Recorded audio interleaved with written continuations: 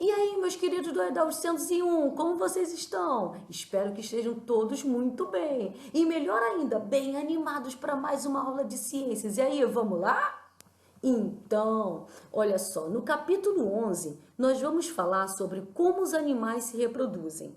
Porque no capítulo anterior, né, nós mencionamos, no caso, sobre justamente a reprodução dos animais, certo? Então, bom, por que isso?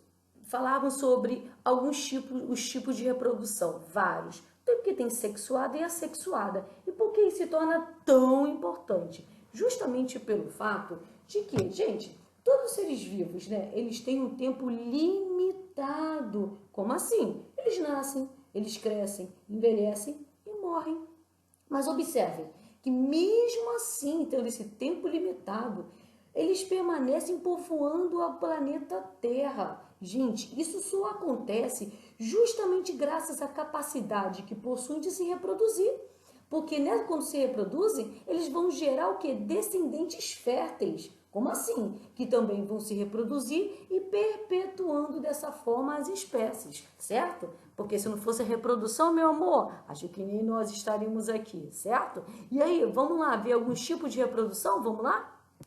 Então, como nós estamos falando sobre vários, vamos falar, né, no caso, sobre vários tipos de reprodução, né, nós vamos, obviamente, falarmos também sobre o tipo muito comum, que é justamente, ela recebe o nome de assexuada, tá? Lembrando essa aí. Você sabe primeiramente o que quer dizer reprodução sexuada ou assexuada? Assexuada, gente, não envolve a participação de gametas, tá? Não tem óvulo, não tem espermatozoide e, sim, agora estamos falando sobre animais, né? Então não tem participação de gametas. Ué, então como é que vai se reproduzir? Aí está o detalhe. Por isso é importante a gente ver cada partezinha aí. Bom, esse tipo de reprodução, ele pode ser chamado por brotamento, gemulação ou gemiparidade. Vê se dá para entender aqui, olha só. Eu coloquei, tem aí em cima, né, tem uma esponja do mar, né? E embaixo tem a hidra, tá? Que é o único ser inteirado de água doce, é pequenininho. E aí o que acontece? Como eles podem se reproduzir entre outros seres, tá? Vamos lá. Veja bem, o indivíduo está sozinho num determinado substrato lá no mar. Vamos lá falar da esponja. E aí, ela quer se reproduzir. Chega um determinado período de maturação sexual da vida dela, o que ela vai fazer? Vai surgir um broto do corpo dela, estão vendo aqui? Lá em cima, ó. Vai surgir um brotinho. Esse broto, ele pode crescer e se desenvolver e ficar grudado no corpo que o formou. Aí é onde formam as colônias, entendeu? É onde formam as colônias, né? Vários grupos enormes aí, vários tipos de esponjas e cada uma saindo de uma parte da outra, de um lado e do outro. Então, como nesse exemplo aqui, esse broto também ele pode se soltar. E aí é levado pela água e se fixa um substrato. O que é substrato? Pode ser o solo, qualquer superfície para ele se aderir, tá? Senão ele ia ficar vagando, né, pelas ondas. Então, e aí ele vai se desenvolver. A mesma coisa é a hidra, tá? Nasce um brotinho dela, esse brotinho se desenvolve e cai, tá? Se libera. E aí vai até encontrar um ambiente para ele ficar, certo? Então, esse é o tipo de reprodução.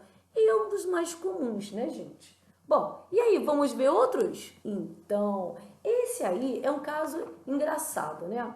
Porque o nome dele é justamente fragmentação corporal.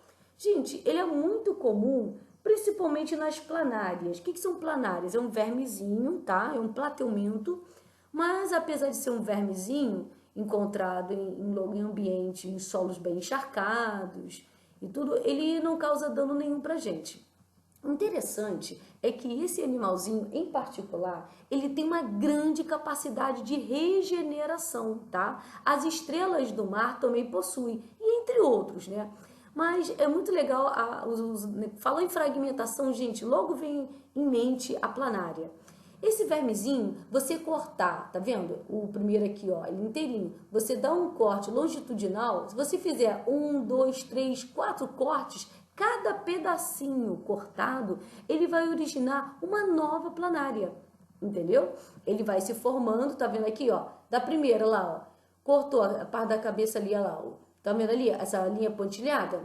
Significa o quê? Que daqui a pouco ele vai formar, se regenerar, entendeu?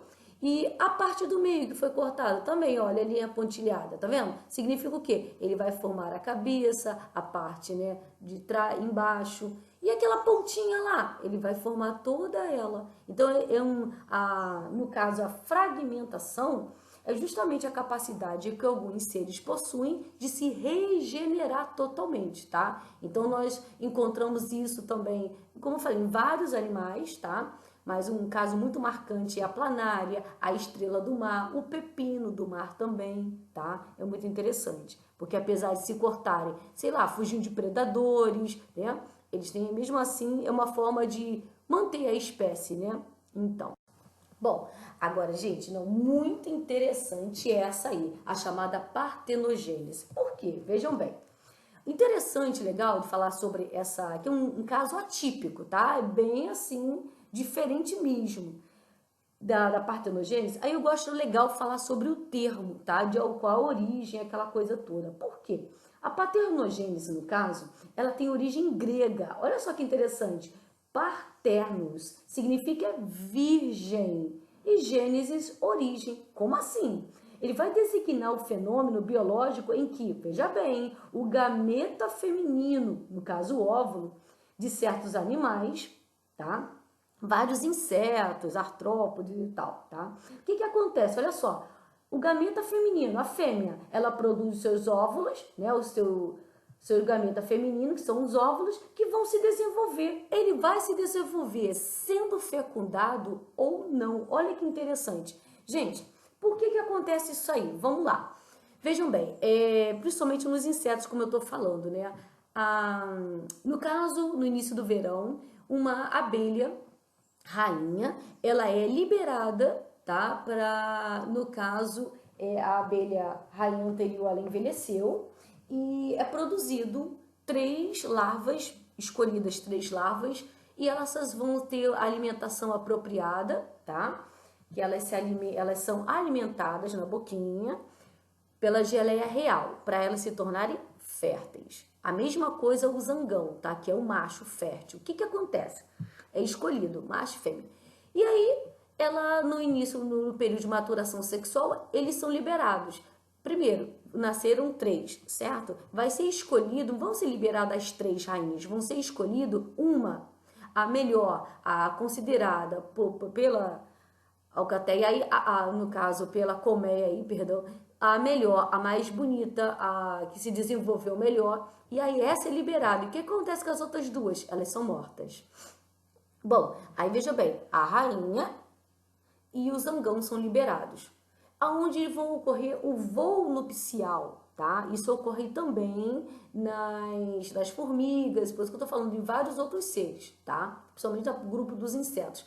E aí, ela só, na verdade, o que que acontece? Ela somente vai ser fecundada uma vez. Por quê? Porque acabou de ser fecundada, né, no acasalamento, o que que acontece? O macho, ele passa todo o estoque de espermatozoides para ela. E depois ele retorna para a colmeia. Porém, ele foi acostumado a ser alimentado e só de geleia real, que as operárias produzem. Ele não encontra isso na natureza e ele não sabe se alimentar sozinho. Então ele morre de fome. Ele já serviu, já cumpriu com o papel dele. Então o que que acontece? Quando ela volta para a colmeia, essa rainha fecundada, ela tem que colocar, na maior parte da vida dela, o que que ela tem que colocar? Justamente ovos, ela foi fecundada. Então, nessa fecundação, ó, do óvulo dela e do espermatozoide que o zangão passou para ela, vai ocorrer a fecundação dos seus óvulos. E aí ela vai começar a vir e ter a postura de ovos, certo? Então, a vida dela vai ser essa, vai ser estar sempre produzindo óvulos que foram fecundados e produzir ovos. Só que esses ovos fecundados vão dar origem apenas a fêmeas. Por quê? elas precisam de a maioria de operárias, porque são as operárias que vão lá procurar as flores para capturar o néctar, para produzir a cera, para produzir o mel, para produzir o própolis, entendeu? Então, as operárias, ela precisa de produzir muito mais fêmeas, tá? E aí, o que que acontece? Quando ela, no período, né, ela tá perto de envelhecer, o que que acontece? Ela não tem mais nenhum macho para fecundá-la. Então, o que que acontece? Ela produz, no caso, esse óvulo que não é fecundado, ela vai produzir apenas o macho, o zangão, entendeu? Que vai se acasalar, provavelmente não com ela, mas com futuras, com a futura rainha, as futuras escolhidas, 3, né? Futuras rainhas escolhidas. Lembrando que só sai uma, né? 3 larvas são escolhidas, não é isso? E apenas uma, a melhor, a mais bonita, que se desenvolveu mais, é que é liberada para cruzar com esse zangão. Deu para entender? Então, quer dizer que quando essa rainha ela é fecundada, né, pelo zangão, quando esse óvulo dela é fecundado, produz apenas fêmeas. E ao redor da sua vida, onde ela não é mais fecundada, que ela só é fecundada uma vez, então ela vai ter que produzir o zangão. E o zangão, ele se origina a partir de um óvulo que não é fecundado. Beleza? Então, vamos lá. Bom, agora sim, né, gente? Nós vamos dar início aí, né, a várias etapas, né? Como assim? Da reprodução sexuada. E aí, obviamente, falando de se é sexuada, é porque envolve a participação de gametas. E aí, no caso, nós temos do lado esquerdo aqui o gameta masculino. Dá para ter uma ideia, tá? Das suas partes. Nós temos em cima, infelizmente, essa figura foi pega em inglês, mas tudo bem. Ó, essa parte protuberânciazinha de cima é justamente o que? A cabeça. Em cima, gente, ele tem uma substância chamada acrossomo. Aqui está em inglês acrossome, mas é acrossomo. O que que é isso? Essa substância é tipo uma enzima que ajuda ele a romper a membrana do óvulo, tá? Que é o gameta feminino, beleza? Então, aí o que que acontece? Nessa sua cabeça é a maior parte da célula, né? É nela que vão ter o núcleo, justamente vai encontrar os cromossomos e tal, as informações genéticas, certo? Aí ele tem um corpo depois da cabeça, tá vendo? Tem um corpo e parte uma cauda alongada, tá? Essa cauda é para ele nadar. O espermatozoide, ele precisa nadar. Quem nada, nada no meio líquido, certo? Que é o esperma, tá?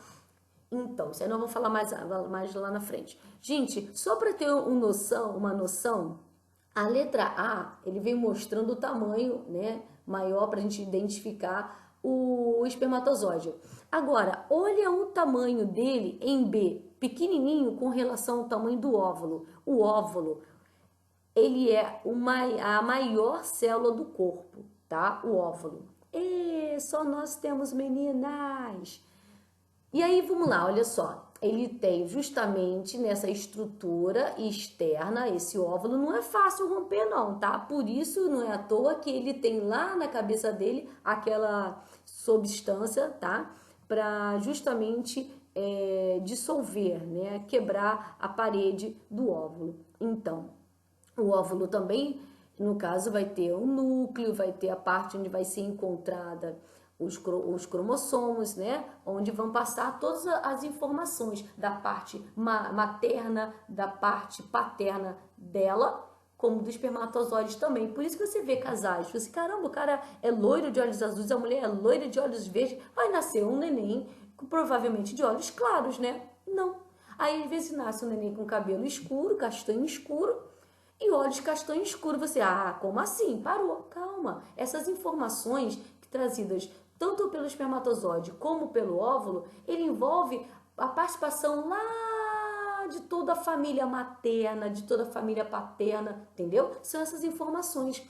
É justamente na sexuada, gente, é legal porque esse tipo de reprodução, ele permite justamente uma grande variabilidade genética. Aí você vê, caramba, então todos os irmãos são iguais? Não, entendeu? É claro que nós vamos falar mais à frente sobre os gêmeos, né?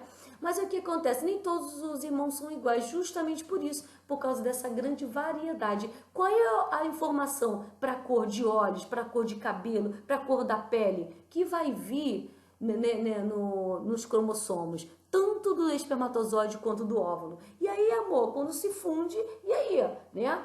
Então a genética ela se torna interessante justamente por causa disso, né?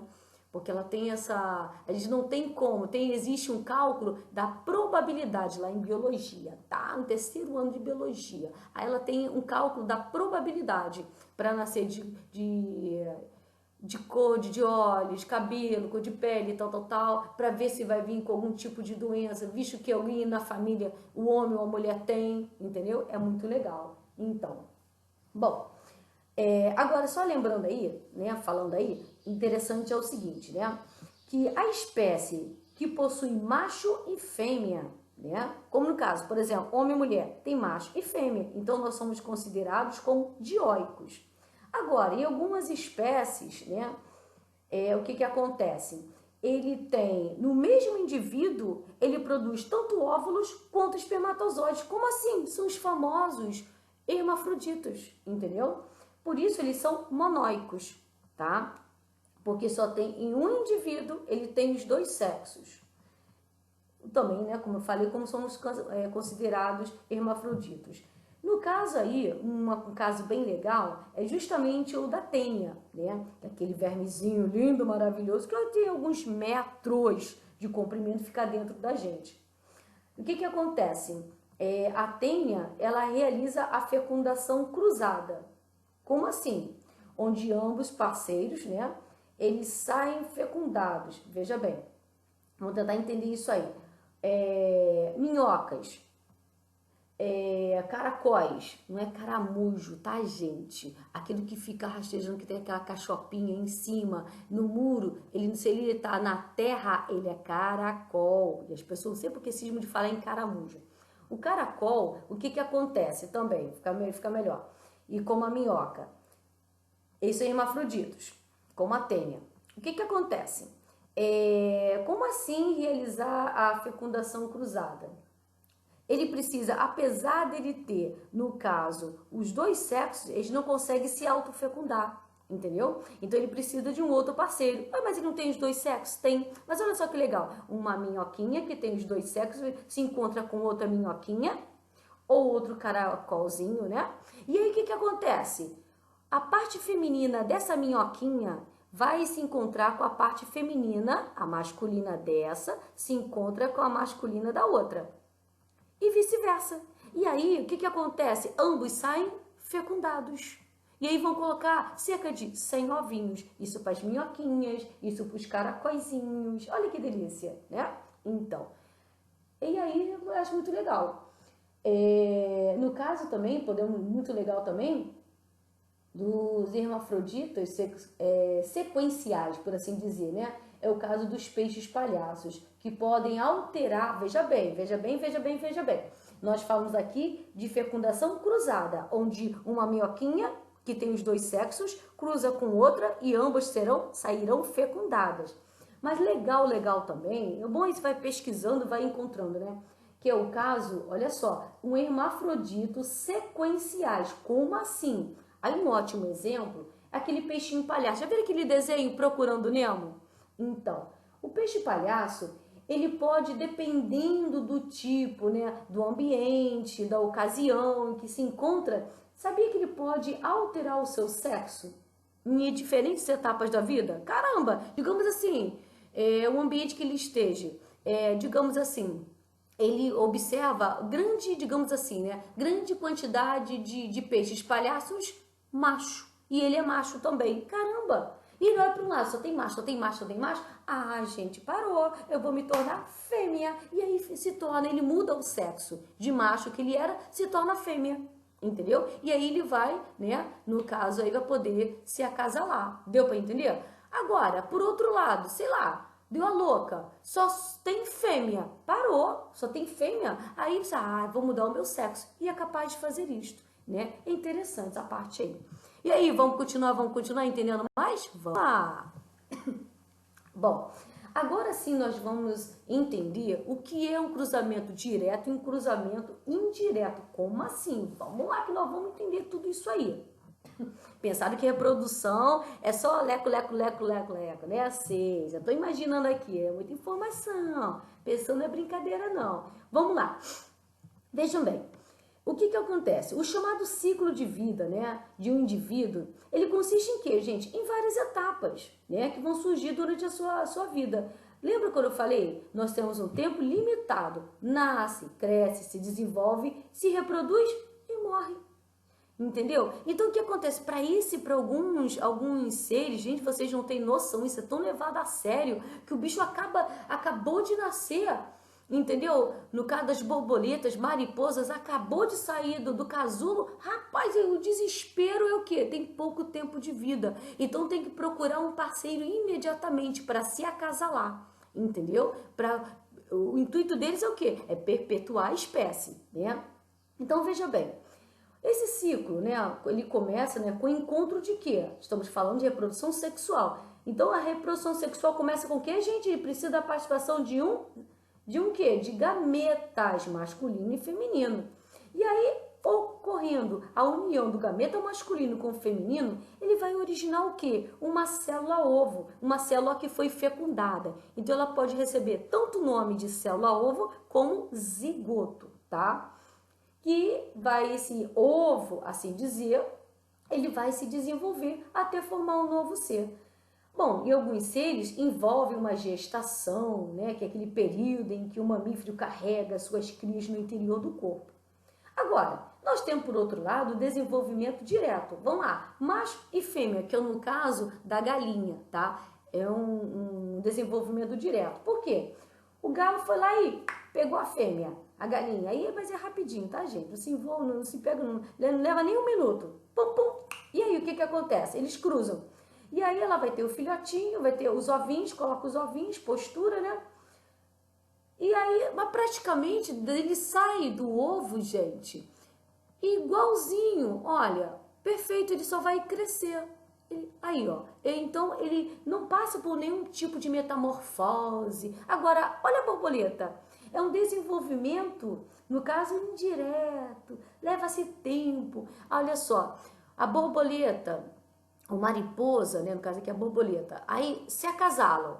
Ocorreu, no caso, a produção, o encontro do gameta masculino e feminino, originou célula ovo-zigoto, que vai, nesse caso, chamar de ovinhos, tá vendo? É isso aí procurando local para colocar ovinhos, na folha, em qualquer lugar.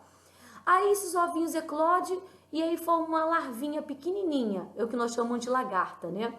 Ela vai crescendo, vai se alimentando, comendo, né? Por quê? Porque na fase larval ela tem que guardar grande quantidade de reserva de nutrientes. Por quê? Porque vai chegar um certo tempo em que ela vai encontrar um cantinho e ela começa a formar uma pupa. O que é isso? Tipo um casulo, um envoltório sobre ela, tá? E ali, se ela não sofrer nenhum predador, né, gente? O que acontece? Essa pupa, ela vai passar um tempo ali, ela não se alimenta, tá? Ela pode ficar uma semana, 2 ou mais, dependendo da espécie, sem se alimentar. Por isso, na fase de lagarta ou larva, ela come, certo? Então, quando ela sai dessa pupa ou desse casulo, gente, aí sim ela sai a borboleta, que desesperadamente tem que procurar, se ela é macho ou fêmea, ela vai em busca de um parceiro sexual para se acasalar e colocar ovos e começar todo o ciclo. Porque o ciclo de vida das borboletas, das mariposas, é muito curto, tá? Algumas são uma semana, outras são dias apenas, entendeu? E tem casos, por exemplo, da mariposa que produz o bicho da seda, né? A seda em si, dura 2 dias só. É muito curto, né? Então, e aí passa uma metamorfose, por isso que é desenvolvimento indireto, né? Que passa uma metamorfose louca, até chegar à fase adulta, é uma loucura, né?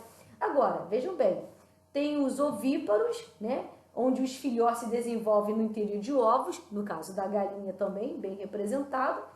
Aí insetos, peixes, aves e tal. Ovovíparo, já ouviram isso aí? Ele é engraçado esse termo, ser ovovíparo. Por quê?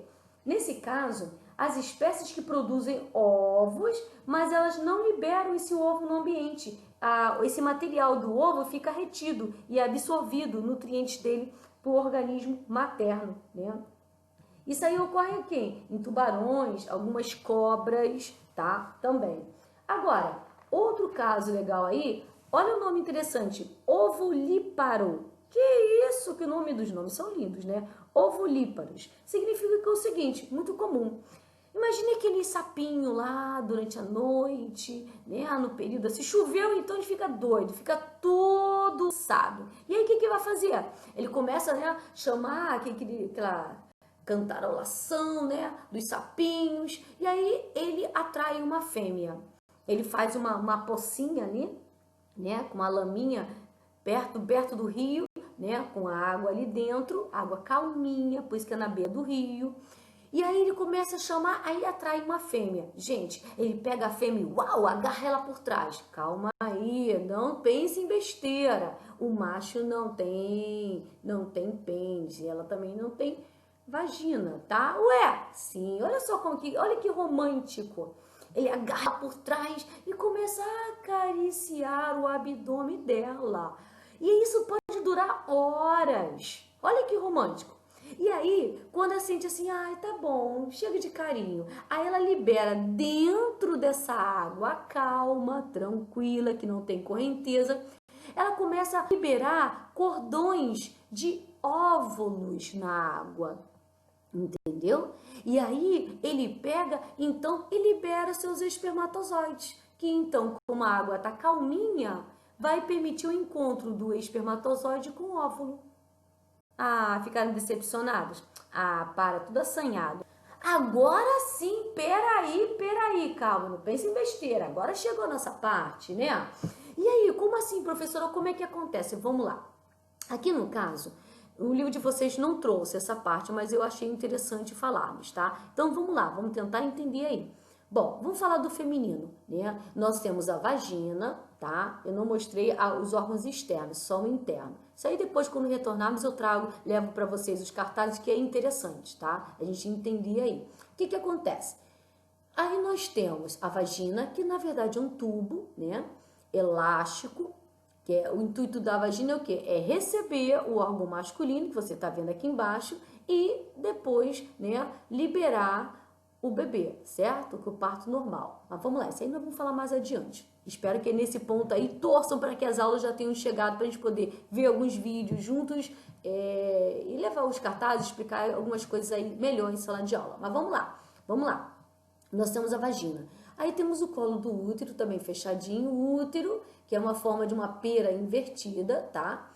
Ele é pequenininho, tá, gente? Ele de largura, ele tem 5 centímetros, de comprimento 7 centímetros e meio por aí. E caramba, quando a mulher está grávida, ele pode atingir bem mais de 30 centímetros de diâmetro, tá? Então ele se deforma completamente. Mas vamos lá, para entender, ó. Aí nós temos a tuba uterina, tá vendo? São tubos que vão conduzir o óvulo. O óvulo, ele é produzido, tá vendo? Ele parece um ovinho aqui, é o ovário. São dois, tá vendo? Ovário, são dois, um esquerdo e um direito.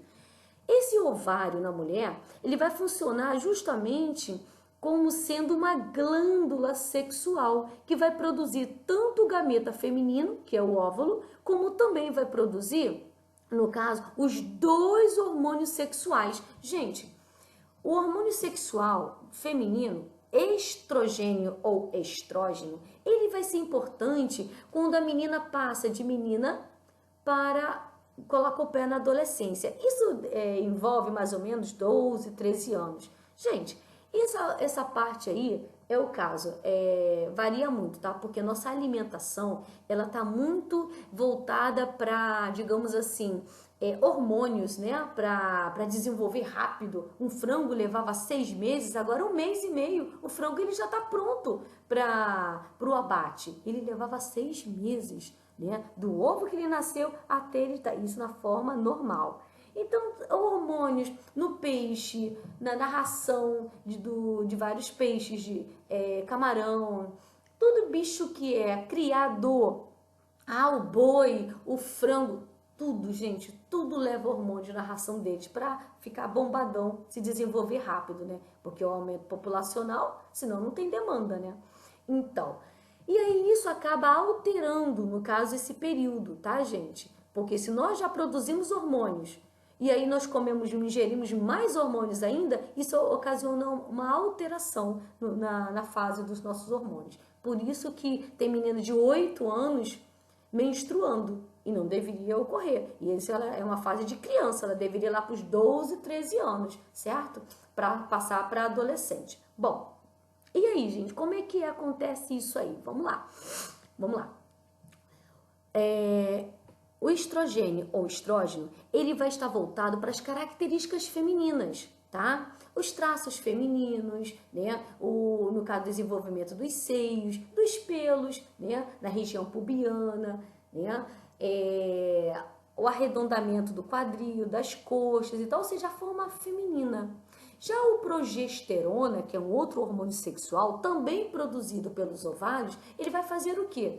É ele que vai permitir, no caso, o desenvolvimento e preparação do útero. Como assim? Quando tá perto a menina, gente, a maturação dos óvulos, vejam bem, nós já nascemos com os nossos óvulos imaturos, tá? Folículos. E depois, quando entramos na adolescência, menstruamos pela primeira vez, significa que foi liberado um óvulo. E aí quer dizer que nós temos um tempo limitado para reprodução, tá? Porque nós já nascemos, eles não são produzidos, nós já nascemos com esses óvulos imaturos.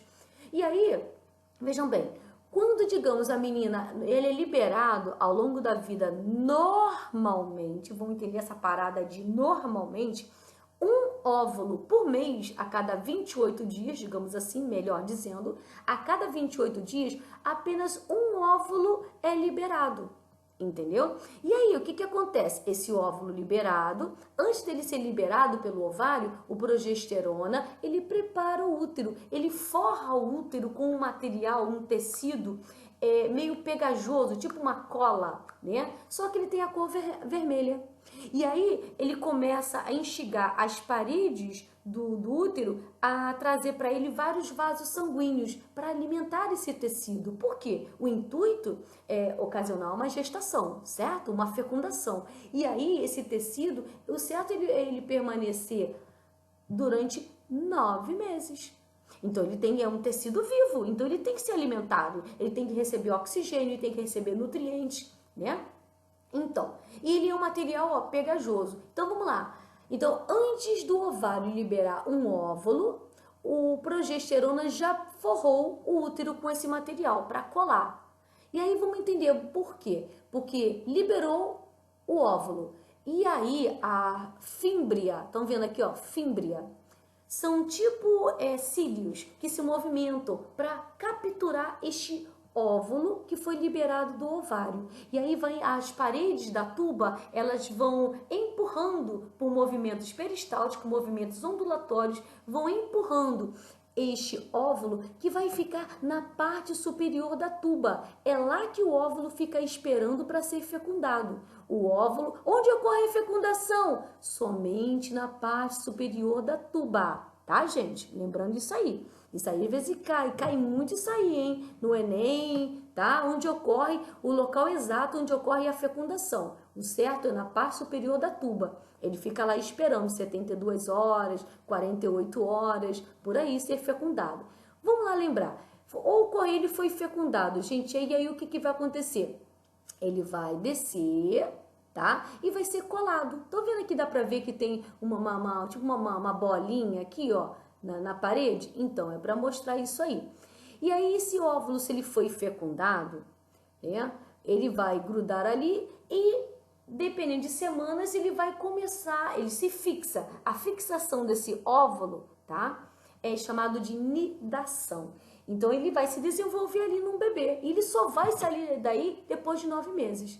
Mas se não ocorreu a fecundação, para que ele vai ficar ali? Ele desce, professora? Desce. Ele sendo fecundado ou não, ele vai descer, certo? Se ele foi fecundado, ele vai se desenvolver ali, certo? Isso aí nós vamos explicar, tem os meus cartazes grandes, eles também vêm mostrando etapas, tá? Isso aí que é legal. Agora, veja bem, se ele não foi fecundado, para que ele vai ficar lá? Então, o colo do útero ele começa, a ocorrer movimentos peristálticos para liberar, para expulsar tudo, não só esse óvulo que não foi fecundado, ele degenera. E aquele material, aquele tecido, ele também se degenera. E aí, essa degeneração desse material é o que nós chamamos de menstruação. Ué, peraí, então menstruação não é só sangue? Não, sai um pouquinho de sangue, sai. O que causa cólica é porque o útero, ele tá latejando para liberar, para expulsar, arrebentar, essa palavra mesmo é arrebentar esse material que tem que sair das paredes dele. Então, nesse momento, ele pode acabar arrebentando alguns vasos capilares, são bem fininhos, e aí ocasiona, juntamente com esse tecido que já tem a cor vermelha, vai se degenerando, entendeu? E vai saindo junto com um pouquinho de sangue. Vê que na nossa menstruação, não é vergonha dizer, às vezes saem uns pedacinhos, não sai? Então, é daquele tecido, entendeu? Então, bom, e o masculino?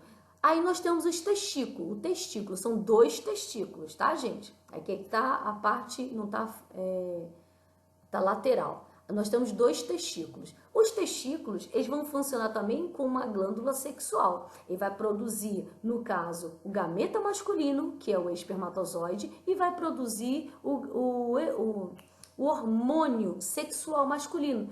Testículo, testosterona, que é que vai dar as características sexuais masculinas. É o desenvolvimento do pênis, né? A barba, o engrossamento da voz, justamente os pelos pubianos, as características masculinas, tá? Essa é a função do hormônio testosterona. Bom, aí, veja bem, cada testículo, ele tem... Não veio, infelizmente, pedindo, não sei se vai vir ainda no livro de vocês, né, esses detalhes, tá? Então, não vou falar muito, senão vão ficar muito tempo presos aqui, mas em outra hora a gente vai voltar porque é importante. Aí tem o pênis, tá? Aí, no caso, lembrando que no caso, a uretra, ó, a bexiga, estão vendo? Aí ela tem, ó, no caso aqui, a uretra, ela passa pelo interior do pênis. Olha como ela é comprida, tá? Então, assim, são esse, no caso, a reprodução sexual. Obviamente, quando o pênis está, o corpo do pênis é um material dentro dele, é um material esponjoso. Quando ele está excitado, esse pênis se eleva, ele vem para cima, tá? Onde ele fica no estado ereto, popularmente chamado duro. Ele, como ele é um material esponjoso, ele recebe muito sangue no interior. Gente, é sério? Quer dizer que então o que vai fazer o pênis ficar ereto, duro e é justamente sangue no seu interior? Você vê que o homem está excitado, o coração bombeia, bombeia, bombeia, bombeia, e o sangue ele vai ficando aprisionado dentro desses chamados corpos cavernosos, que são tipo mais esponjinhos, uns espaços, e aí infla o pênis, e ele aumenta de tamanho, seu diâmetro, né? Em contrapartida, a mulher estando excitada, gente, ela vai produzir no interior da sua vagina, ela produz um muco vaginal para lubrificar e ela enlarguece também suas paredes. Ah, isso não é só chegar lá, não. Então, assim como ocorre uma mudança no corpo do pênis, também ocorre na mulher, certo? Então, e aí, vamos continuar. Agora sim nós vamos falar justamente no caso sobre a formação de gêmeos, tá, gente? Muito legal. Veja bem, como assim? Nós temos gêmeos univitelinos e gêmeos bivitelinos. Acompanhem com a tia Sheila aqui, lá em cima, no primeiro, univitelinos. Univitelinos significa uni, de único óvulo e um único espermatozoide. Olha bem, um único óvulo, um único espermatozoide. Houve o encontro e aí ele vai formar uma célula ovo ou zigoto. Só que esse zigoto, o certo dele, também legal, isso aqui tem nos cartazes, tá? Mostram todas as partes, as estruturas. O legal é que esse zigoto, ele vai sofrendo, tá, transformações. 2, 4, 8, 16. Ele vai começar a produzir várias células para formar todas as células, todos os tecidos, né, todos os órgãos, todos os sistemas do bebê. Só que nesse caso aí, é interessante, é que ele se confunde. E ao se confundir, o que que acontece? Ele acaba produzindo células a mais. Lembrando que células idênticas, elas formam partes, estruturas, órgãos, sistemas semelhantes.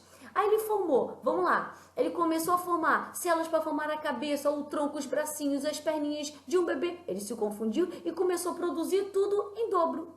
Entendeu? E aí, veja bem, um único óvulo, um único espermatozoide vai originar não um bebê, mas 2. Porque ele se confundiu na hora, tá, dessa divisão, tá? E aí, ele produz 2 bebês. Porém, é um único óvulo, um único espermatozoide. Nesse caso, isso aí também é uma coisa que eu tô falando, por isso que é bom nossas aulas assim. Tem um esquema, né, para falar, no caso, sobre a produção do sexo do bebê. Como nesse caso, digamos, eles tinham informações para formar um bebê do sexo masculino, então não tem outro espermatozoide, não tem mais. Então o que que acontece? O que que acontece é que ele originou um bebê, então sendo univitelino, eles são do mesmo sexo, com as mesmas características, tá? A mesma placenta, tá, gente? Eles são idênticos. Gêmeos univitelinos são gêmeos idênticos. Idênticos no sexo, boa parte no pensamento. Se um é bom em matemática, o outro também vai ser. É como você pegar uma xerox de uma folha do livro, né? Um capítulo, uma parte lá do livro, mas só que tava dobradinha, com a pontinha dobrada. E isso vai sair na xerox? Vai. Se ele é bom em matemática, também vai ser. Se ele tem características, no caso, para ter problemas renais, e o outro também, é xerox da xerox. Agora, bivitelinos, olha só, é um caso atípico. O que que acontece?